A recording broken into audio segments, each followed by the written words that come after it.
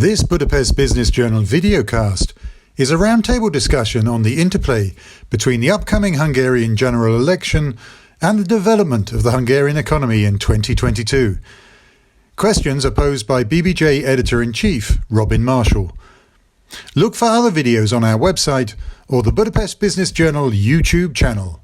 Thanks for watching this BBJ videocast. I am very delighted to welcome, I was going to say to the stage, to the seats alongside me. I'm sure that pretty much all of you must know our guests, but I will introduce them anyway. Next to me, we have Tamás Lőcsei, who is country managing partner of PwC Hungary and one of our longest standing supporters in the Expat Awards. So, Tamás, thank you.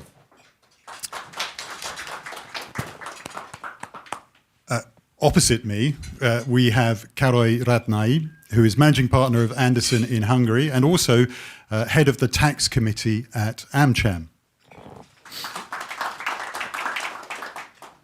And last, but absolutely by no means least, we have Dr. Ildikó Taksz, who is a KPMG partner, head of business consulting and the financial sector from KPMG. Thank you very much indeed, Dr. Ildikó. And I should also say or pay special thanks to Ildikó, who is in the very nicest sense of the word a last-minute substitution.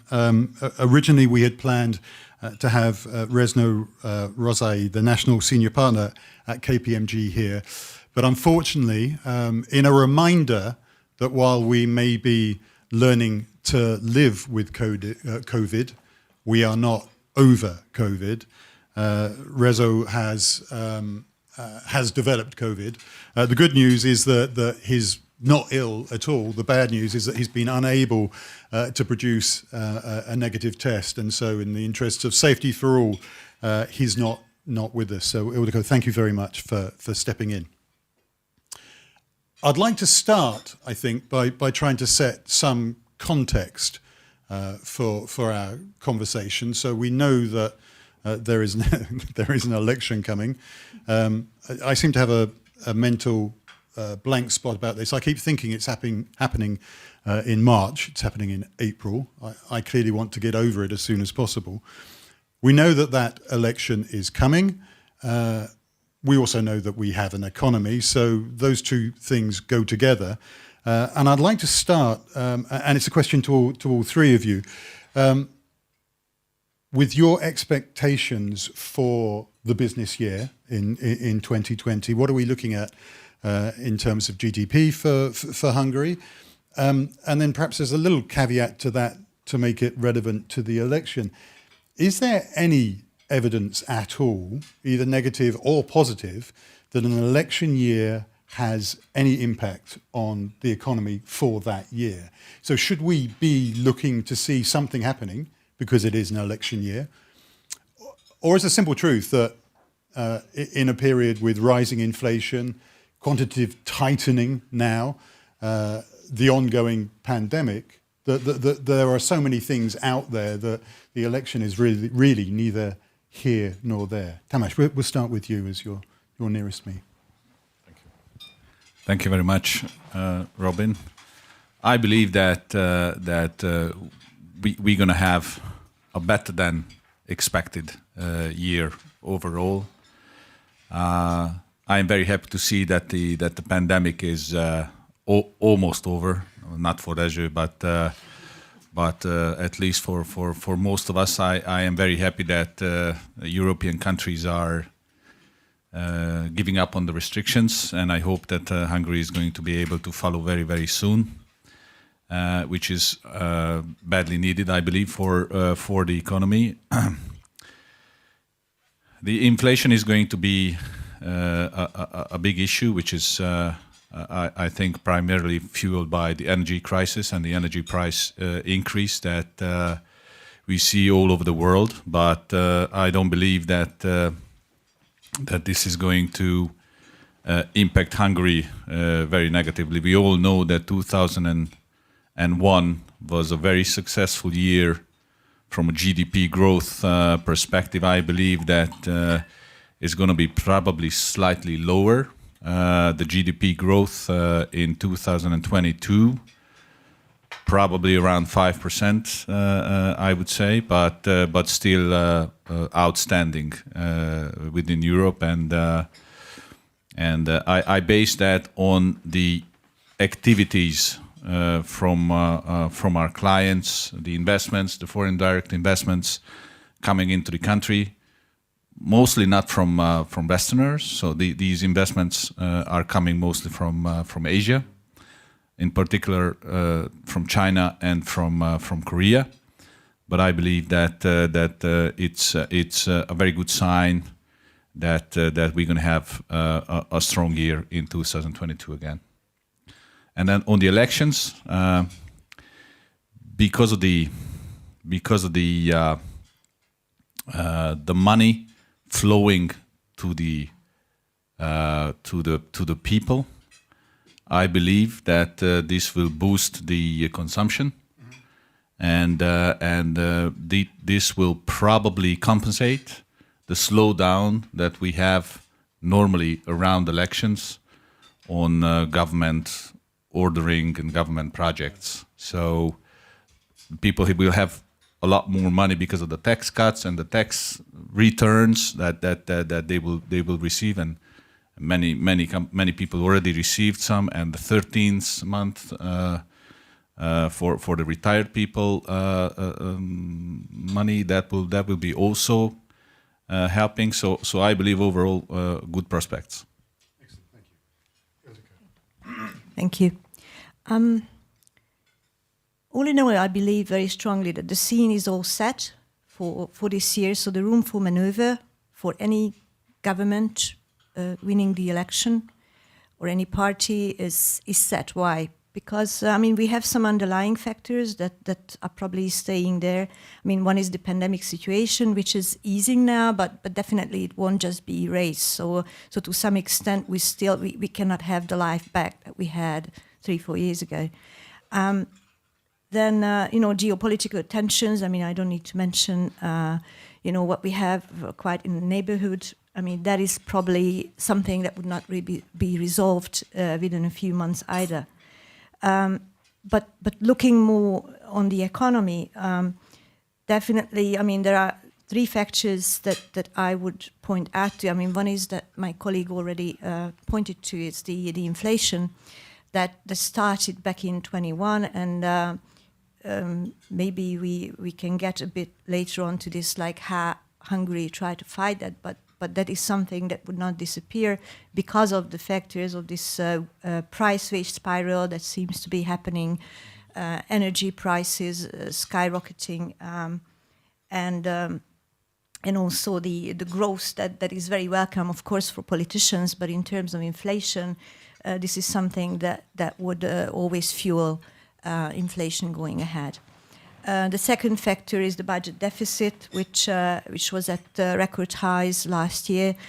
Back in 2020, understandably, the focus started to be on spending, and also from the side of the National Bank on the easing and the helping the companies in the first stage, and somehow also understandably, approaching the elections, this turned more towards the people, the consumers, and now the packages that started, Q3, Q4, and especially Q1 this year are all for, setting up the scene for the election.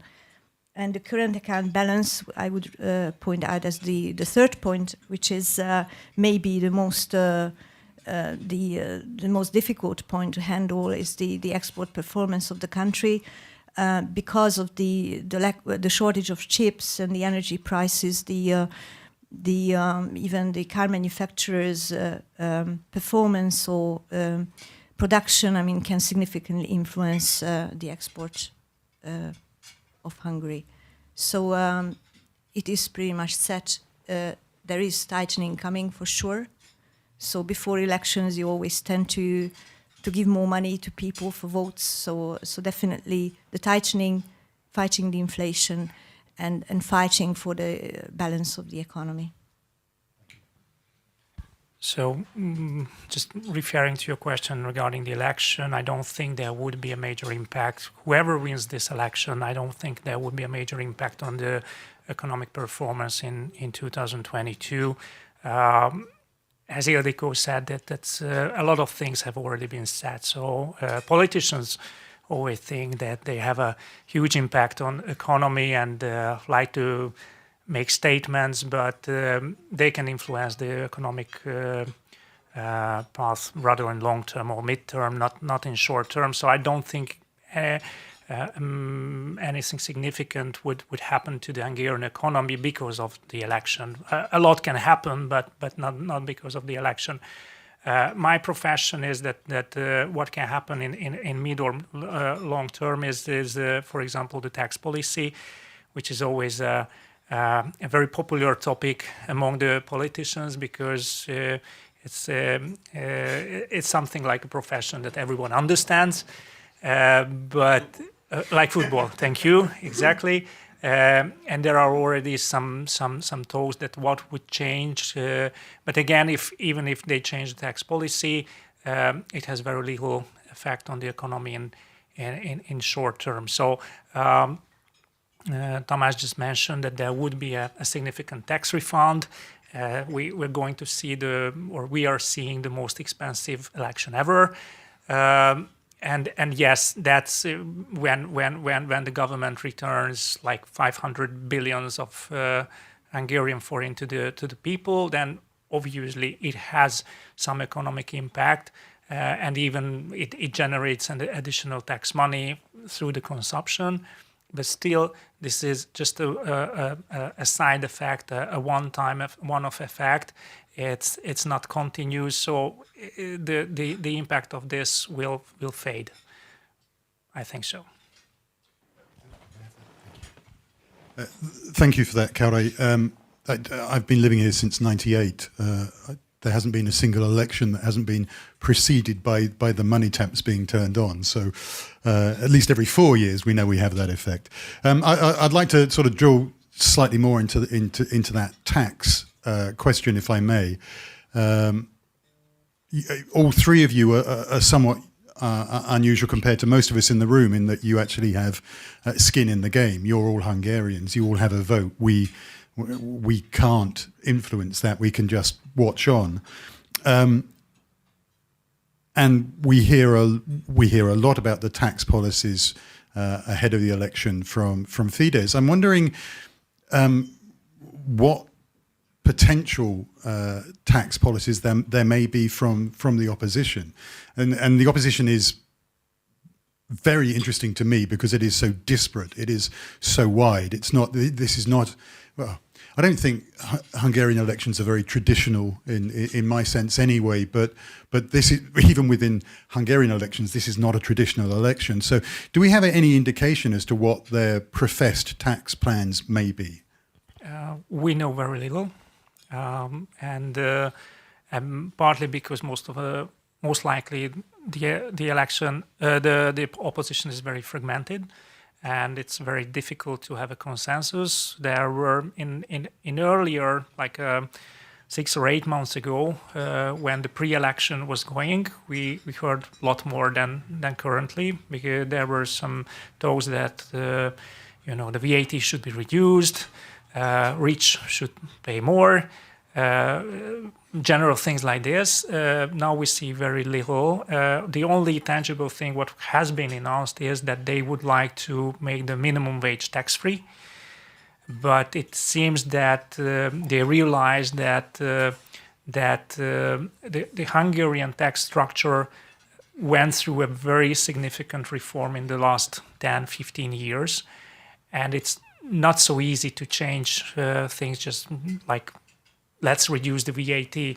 1% reduction in the VAT is almost equivalent like the entire corporate income tax income of the government. Hungary is very much dependent on the VAT income, the excise tax income. These are the main source of the revenues of the government. And although we can always criticize Hungary that it has the world's record highest VAT rate, but it seems that it works fine because through the digitalization, the tax authority widened the economy very much. Even if we have a very high rate of VAT, the economy widened a lot. The VAT gap narrowed down. Hungary had very significant results. And on the other side, the income taxes got much lower. And for an opposition, it's very unpopular when they say that, okay, we would like to increase the income tax and then let's reduce the VAT. When we reduce the VAT, it will have an immediate effect on the budget. When we increase the income tax, we have to convince the people to pay the income tax. So it's not just an easy math. And I think this is what they have realized, that and especially they're very strong in the cities and especially in Budapest, where the rich people actually live. So they gave up saying that rich people should pay more, because I think they realize that this is their voters. And on the VAT, although everybody would like a lower rate of VAT, it seems that the Hungarian tax system is much more effective with this setup than if we started to make it backwards. Thank you. Ildikó, Tamás, is there anything you'd like to add to that? Sure. Agreeing with what was said, but just putting, so somewhat disturbing that we don't know what to expect. So I think it would be much better if we would have at least a good feeling about that. I just wanted to add that reducing the VAT doesn't mean that the people will get the money, right? So it may well be that the businesses will just increase the price, and the price is going to be unchanged, which is always the big threat if we are manipulating the VAT rate. And as Károly said, I think the reducing the VAT gap to 3% where we are right now was an incredible achievement, and this is something that Europe is envying us for, and many are trying to copy that in other places as well. So I believe that it's a tough job for the opposition to make any changes which should be or could be popular.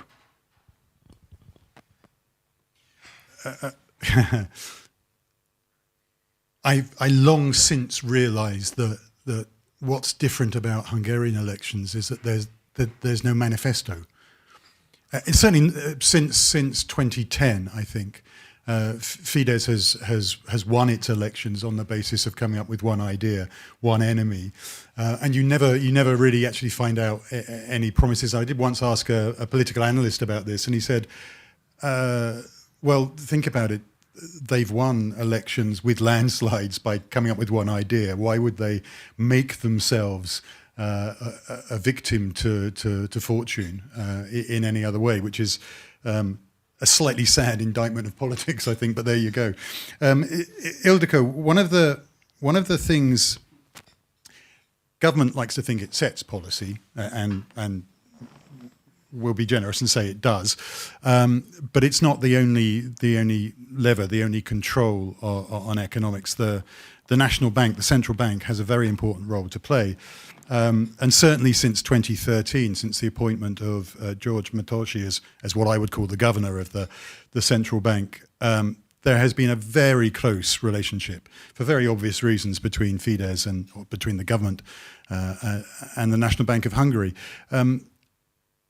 Is there any concern that this election can disturb that if we have maybe we have to play a thought mind game where we assume for the moment that the opposition win, what then happens with the central bank, and what does that mean for the economy and the levers of control on the economy?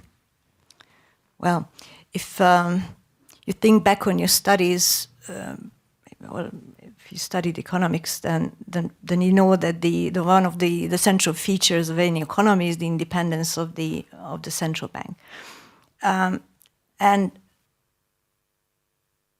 quite surprisingly to many of the experts, last summer when many other central banks in Europe or even in the region, they were still sleeping, and actually the ECB is still not taking steps, but the Hungarian National Bank took very strong and I would say severe steps in terms of fighting the inflation, raising the base rate, which in Hungary is not so relevant. Is the key rate is the 1 week deposit rate, which is used for refinancing the banking system. So in that respect, you know, it's we can claim that the central bank, the national bank, has been playing as a really independent player, and fighting its real aim of you know trying to cut inflation. Of course, as a, you know, just by monetary measures, you will not be able to fight inflation. You need many other things, but this is definitely the fundamentals. As we spoke about it before, inflation is there to stay. So whatever happens at elections, the national bank, as it is, will need to continue on this course, and I doubt that they would turn back. I mean, the key rate is at 4.3 right now. Expected rates are 5.5, 5.3, 5.5. I mean, depends on who we're talking to. You know, so it will go ahead. Now, what are the implications? There are many. So if you do that, definitely you will curb even the growth agenda of the current government or any government coming in, of course, is you know a core part of any program, right? Because you need to show growth of the economy to the people, and as soon as you raise your rates, of course, this will tighten the economy. You know, the money supply. Companies will be less inclined to take up loans as well. Everything will become more expensive, and they are pressed anyway by other factors like the shock in the energy prices, the wages going up, so all the pressures that they face because of the shortage of the workforce. So there are two things that are worth to mention. Probably if Fidesz continues, then I would expect there'll be a milder curve. I mean, they still continue on that, but probably they would take into account the overall policy of the government. I mean, you know, Matolcsi and Orbán being, you know, old pals, something like that. If, of course, the opposition is there, they'll be even tougher on this because you know, they will not care so much about the growth. They will go for their independent opinions. I mean, that's my personal opinion, but if you think logically, probably this is what. I mean, another factor that it's important to mention is the cost of actually raising the rates, because I mean, no wonder that you know, all the foundations of the central bank, they are being you know, erased, or you know, they you know, the state will take them back, and because the central bank will produce huge losses. I mean, in the first year this will be fine because this will be covered from the profit reserve and from the foundations, but as you go on, this will need to be financed by the state. Now, this is estimated currently at 350-400 billion forints, which is a lot. And this year, no effect yet, but later on, this will come onto the economy and the budget. Tamás, Károly, do you want to add anything to that? If I may, so.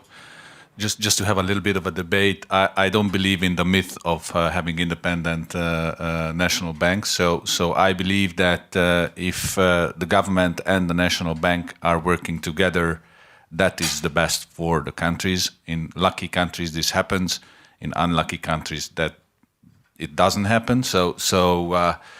But if the two are, going on the same path, that's probably the best for the country. And I'd like to just bring one aspect, the aspect of the euro and the introduction of the euro into this game, which is, I understand from the opposition that they have a plan to introduce it 5 years from now, which is far enough to say, but very close to do. So let's just face it for a moment that if Hungary would introduce the euro, that would be the death sentence of this country. So we are not strong enough to have the euro. The euro is weak enough for Germany and very, very, way too strong for all the southern countries who have more than 100% death around, Italy, Greece, etc., Spain, who are all suffering because of the euro. So the necessary steps were not made for the eurozone to equalize those economies. Hungary is very far from that level of strength, and please, no euro for the short, medium, probably long term. Thank you very much.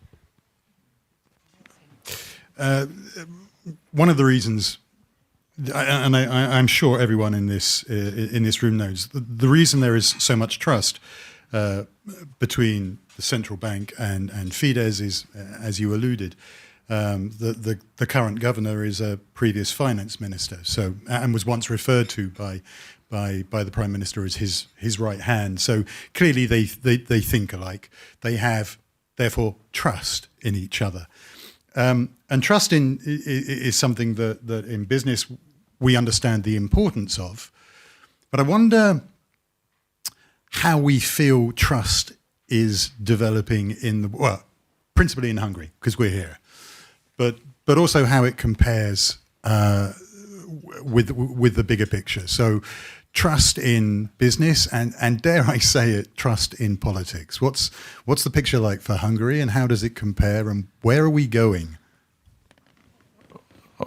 Okay, so this is not a nice situation where the world is going from a trust perspective, especially not nice from all governments perspective. So sorry, Robin, probably there are exceptions, but this goes for the media as well, and businesses are coming up big time. So probably good news for most of the audience here that people trust businesses more than anybody else, especially if we speak about your employer. So the trust goes up to 77% when it comes to CEOs, and trust towards other players like the government is declining. And they see there is an Edelman Trust Barometer. If you want to look at those results, it's freshly out, and it speaks about the decline in trust that I just mentioned. So what is important, I believe, for the future, and this is no different in Hungary as well. So trust is also declining in Hungary, is that businesses are taking a more important role when it comes to societal questions, when it comes to, what can the businesses do for education, which is going to be probably the most important topic going forward, not just for Hungary, but since we are in Hungary, particularly for Hungary, and there is so many things to do. Whoever is going to be the new government, I believe that this is going to be the number one question. And until that, thinking about what businesses can do to restore trust and contribute positively towards this society, this is going to be a very important goal. This is going to be a goal that I will focus on as a CEO for my company and make sure that we are contributing to Hungary. I've long since come to the realization, or the acceptance rather, that journalists, in terms of trust, rank, I think, beneath estate agents. So, you know, I don't look for any caveats there. It's pretty obvious. Ildikó, I want to develop Tamás's point there on education, and we'll come to you as well, Károly, in this point, I'm sure. Because that is the concern that we hear time and time again from our CEOs. Every time I sit down with one and do an interview in the last year and a half, it's been, well, where's the workforce coming from? And there are two elements to that. One is finding them and then keeping them. The other is the through flow, having them provided in the first place. So how does whoever is in charge in April, or on April the 4th, whoever is in charge, this problem is still there. How does the state build an education system that is fit for purpose? And how do our businesses find the people they need and retain the people they need? And pay them?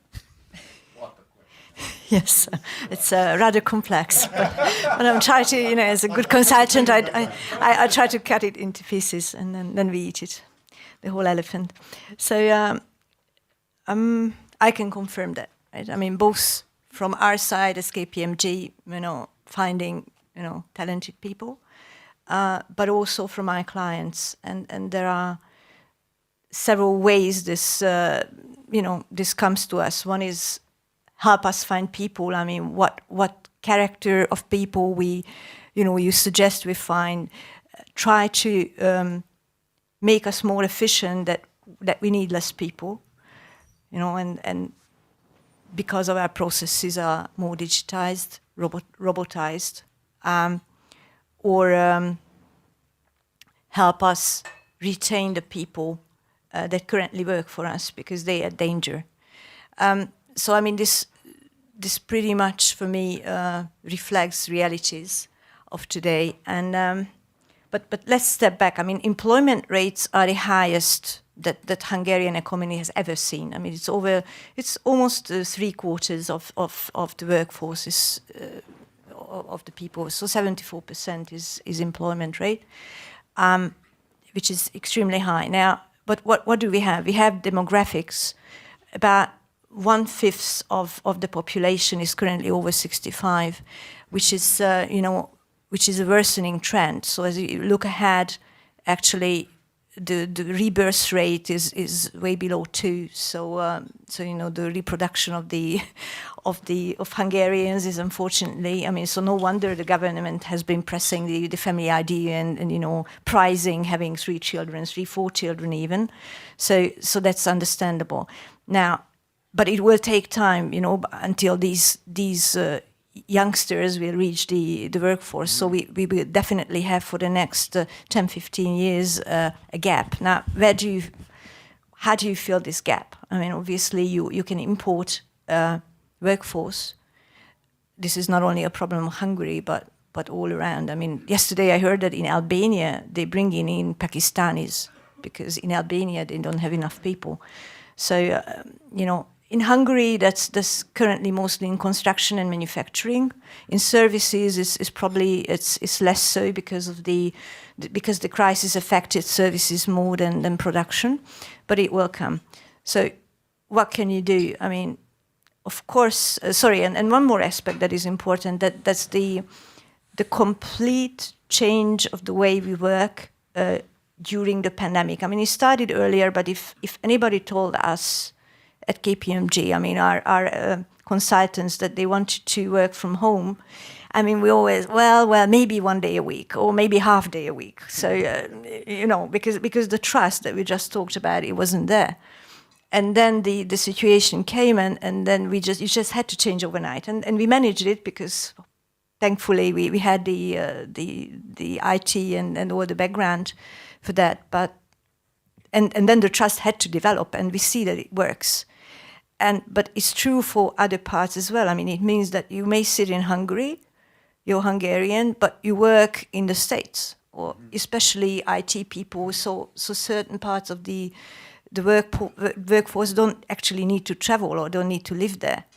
And they still, so you're competing. But it's also an opportunity for enterprises because you can hire from abroad as well. That, for instance, as KPMG, we also currently looking for trying to do that. Another aspect to mention is definitely the that Iris is here with AmCham. We try this, or actually I've been involved, trying to encourage this business and government talking, how to develop, actually the workforce. What are the real needs of businesses in Hungary, and because a lot of the enterprises are foreign-owned. This is key. That also with foreign views with the companies, so not just the Hungarians, but foreigners. This is followed up. And the last aspect, then I really finish up, is this that you really you have to put the employee in the center of your thinking, just like your customer. It's your internal customer, and how you develop, how you train, how you offer a career perspective, an employee journey, as you call it these days. How you handle these pain points that an employee may have. How you do pulse checks just to have a feel like what's going on in your enterprise. That these are all new ways of managing that are very relevant of actually keeping those employees with you. That's the cheapest way then in this increasing wage environment to keep your employees and make them happy. Károly, would you like to add something to that? I would just go back to your initial question regarding the trust and what businesses can expect from a government. So I think that two things happened in the last 12 years is that businesses like stability, and they also like accountability. And we have a very stable government. Again, I can just go back to the tax policy where there has been a very consistent communication, what is the strategy of the government and what the businesses should expect from it. And we have seen this over the time that it came true, but also the businesses like accountability. And this is where I think this government has a lot to improve because all of a sudden, if the situation changes, they can introduce new legislation, not only in tax, but every kind of industry has been impacted with very unorthodox kind of legislation, and also that happened in tax thing that in industry surtaxes have been introduced and then repealed, and also there were a lot of debate with the European Union whether they are consistent or not consistent, and I think these are two conflicting things that businesses want to have stability, and they like very much if there is a clear tax policy, but on the other hand, I think businesses have serious concerns about the future in Hungary, even if this government remains in force, and what they can expect, because this government wasn't very much transparent in decision making. So we never know why certain decisions are made. We can have guess, but this is not a transparent process. Thank you. Yeah. Just add one thing. So I believe that, as Ildikó said, we have a long way to go until we have full reproduction in Hungary, and I think the government needs to do a step change with respect to letting people into the country to work for the businesses that we have in this country. And there is one suggestion on the table. So the government is moving from 10% to 20% now. That is the allowance for having a foreign workforce. But I believe the suggestion on the table with the company visa program, so that the companies have a very easy way to get the skilled workforce that they need into the country. So this government is not supporting migration, with the argumentation that people in migration are not having those skills that we would need to fill those gaps that we have right now. But if the companies would be allowed to get the people in that they would like to have, that would be an easy fit into the economy and would create a much better situation for the country. I had a conversation with Eric about that last year, I think, about that very thing. So we would hope to see movement on that, I think. Károly, you mentioned the EU, and I would like to get back to the EU. But just before we do that, one of the other areas where we're told, so we have two problems. One is education. The other is resource, having enough people.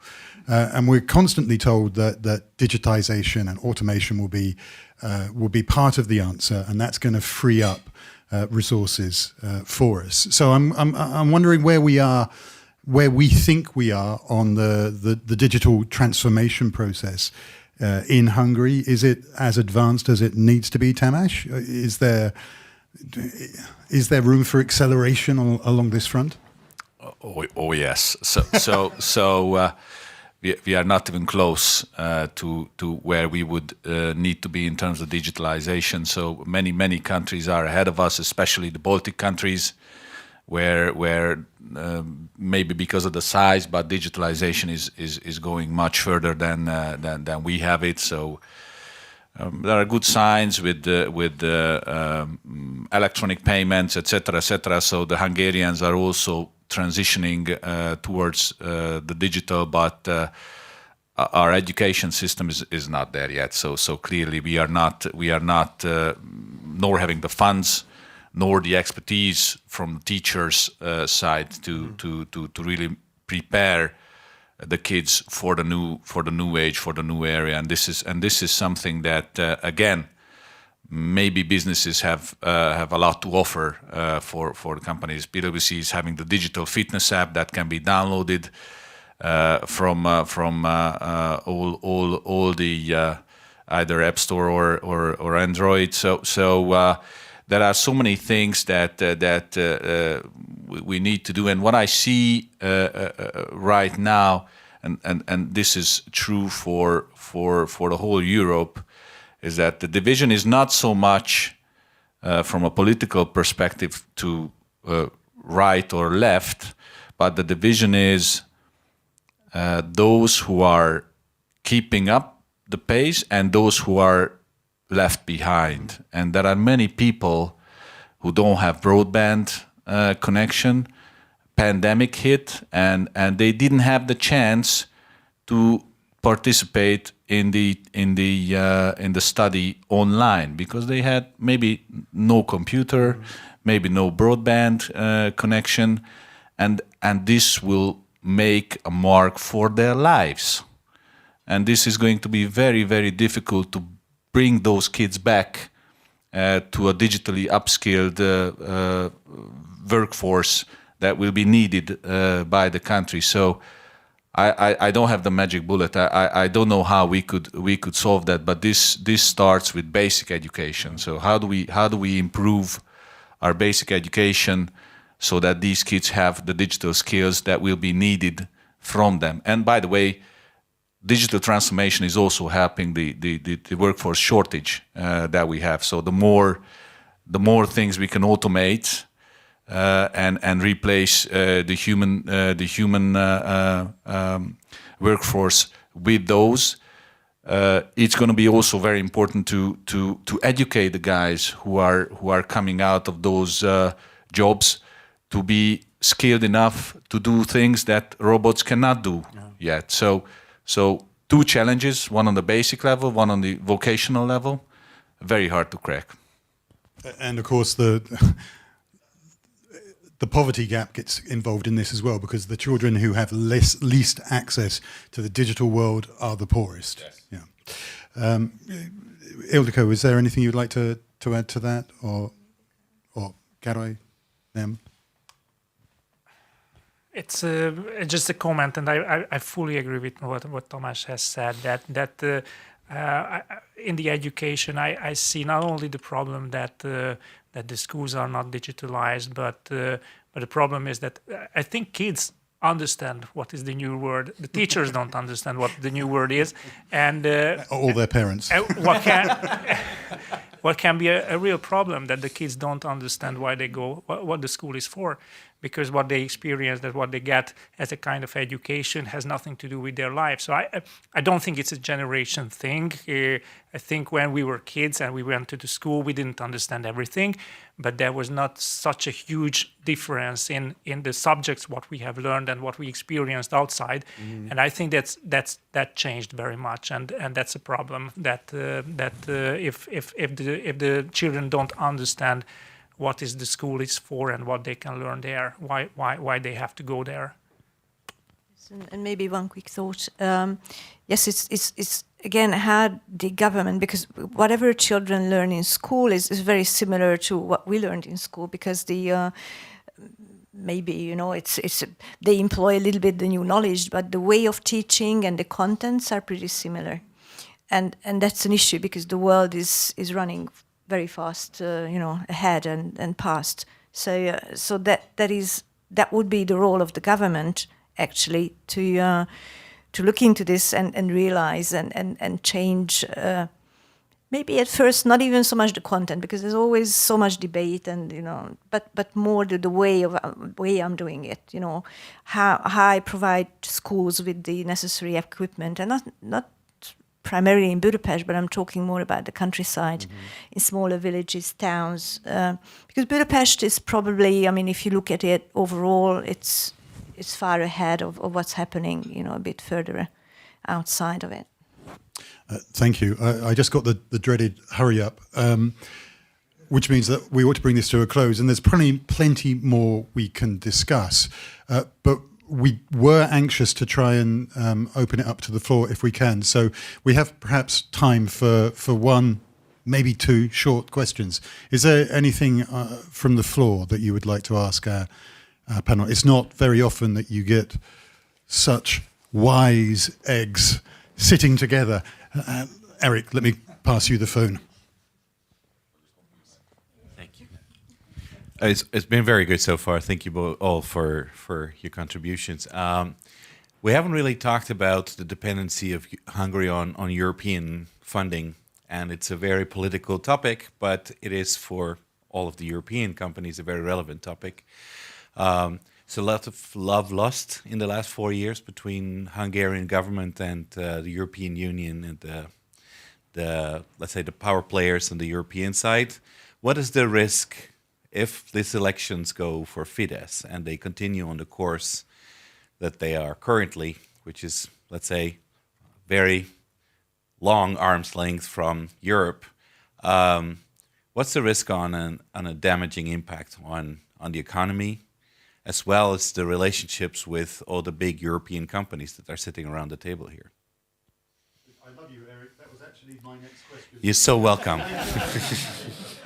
So we have the Recovery and Resilience Facility. We already know that's being held back for Hungary, and we know that Poland is also has issues over rule of law as Hungary does. So what's the likely developments in terms of EU money post-election?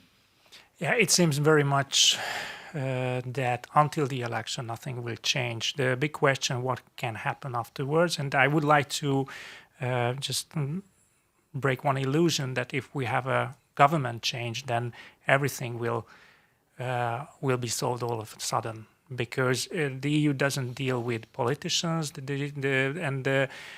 all those statements are made on both sides, but they are made by politicians. We are dealing with two official bodies, the European Commission and the Hungarian government and the Hungarian Parliament. So just an election doesn't mean that this problem will be solved. But if there is a new government, then that new government will have to institute certain changes if they will have the power for that, and which not so certain. Even within the opposition, the consensus is not much there to what needs to be changed. And don't forget that both politicians are very brave in statements while they are opposition, but once they put in power and then start to enjoy the things that Fidesz has developed, it's not so certain that they would be ready to give them up. So I'm not that optimistic from that point of view that even if there is a government change, all of a sudden things would change. If Fidesz is re-elected, most likely, and this is just the experience, that there will be a very difficult period for Hungary. But at the end of the day, there will be a compromise, there will be a consensus, and those RRF funds will arrive to Hungary. That's my personal opinion. I have a slightly differing view. So I believe that if the opposition would win, then it would be a lot easier to solve those problems, because that's the mainstream that we have. So even if there may be some difficulties, I think the political blockade for the country would be relieved.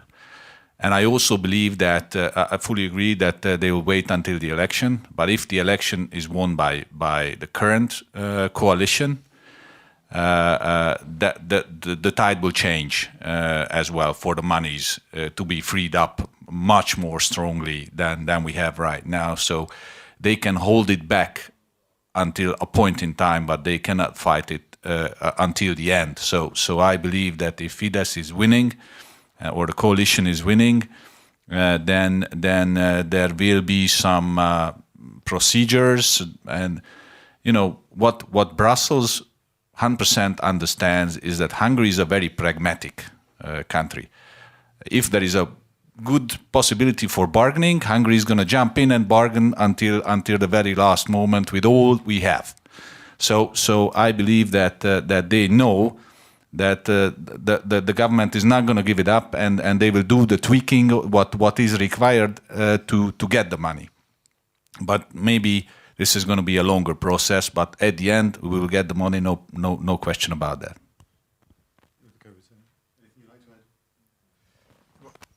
In that case, I'm going to have to end it there.